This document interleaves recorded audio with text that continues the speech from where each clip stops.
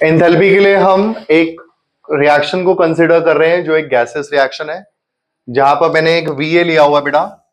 VA जो है वो टोटल वॉल्यूम है हमारे पास गैसेस रिएक्टेंट का, और VB मैंने लिया हुआ बेटा यहाँ पर वो है total volume of gases product का।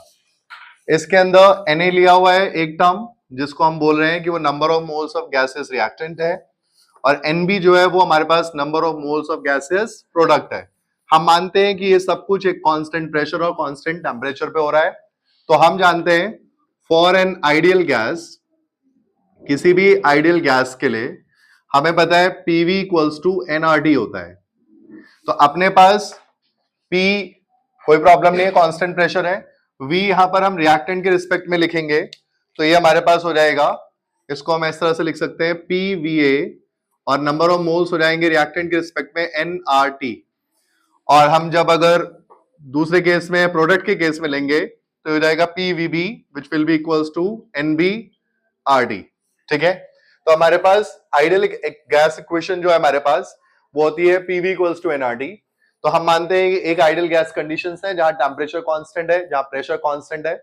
इस रिस्पेक्ट में मैंने रिएक्टेंट के रिस्पेक्ट में लिखा, और फिर मैंने ये प्रोडक्ट के रिस्पेक्ट में लिखा, और हम फाइनल मतलब प्रोडक्ट में से रिएक्टेंट को माइनस करते हैं। तो हमारे पास क्या होगा आप देखना, जब हम प्रोडक्ट में से रिएक्टेंट को माइनस करेंगे तो हो जाएगा PVB माइनस PVA, और जब PVB की वैल्यू पुट करेंगे आप, या आप ये भी लिख सकते हैं NBRT माइनस NART, राइट। अब यहां से हम P को कॉमन ले लेंगे अगर, तो हो जाएगा VB माइनस VA, और यहां से R और T को अगर कॉमन ले लेंगे तो NB माइनस NA हो जाएगा। ठीक है, अब इस पर्टिकुलर केस को हम जो VB माइनस VA लिखा है इसको हम P डेल्टा V लिख सकते हैं, और इस केस में हम NB माइनस NA को डेल्टा NGRD लिख सकते हैं। आपके माइंड में क्वेश्चन उठ रहा होगा ये डेल्टा NG कहां से आया। Delta N stand for number of moles या change in number of moles. तो डेल्टा NG निकालने का जो फॉर्मूला होता है वो यही होता है, number of moles of product minus number of moles of reactant.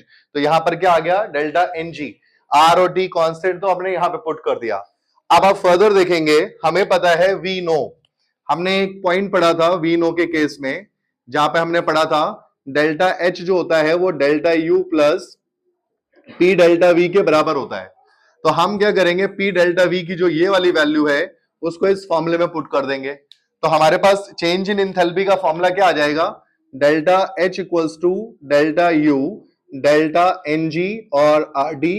ये आपके पास फॉर्मूला आ जाएगा चेंज इन एंथैल्पी का। इस फॉर्मूले का आप यूज कर किसी भी रिएक्शन के अंदर एंथैल्पी का चेंज निकाल सकते हैं।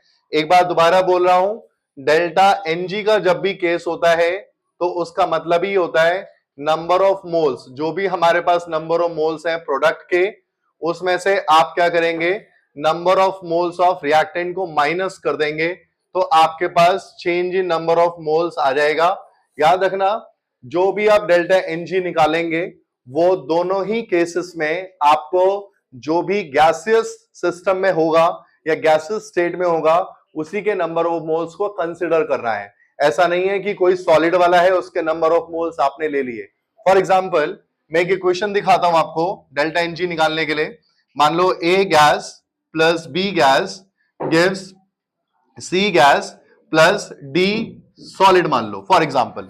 तो आपको जो डेल्टा NG निकलेगा वो निकलेगा C माइनस, क्योंकि यहां से हम D नहीं ले सकते क्योंकि D सॉलिड में है, तो C minus A plus B। A और B के जो नंबर ऑफ मोल्स होंगे उनका सम C में से माइनस करोगे तो डेल्टा NG आएगा। ये ध्यान रखना है कि डेल्टा NG निकालने के लिए जो भी आपके रिएक्टिंग मॉलिक्यूल्स हैं that should be in the gaseous state. इस तरह से हम किसी भी रिएक्शन के अंदर एंथैल्पी चेंज निकाल सकते हैं, और ये फॉर्मूला इंपॉर्टेंट है और बहुत दूर तक यूज होगा थर्मोडायनेमिक्स के अंदर।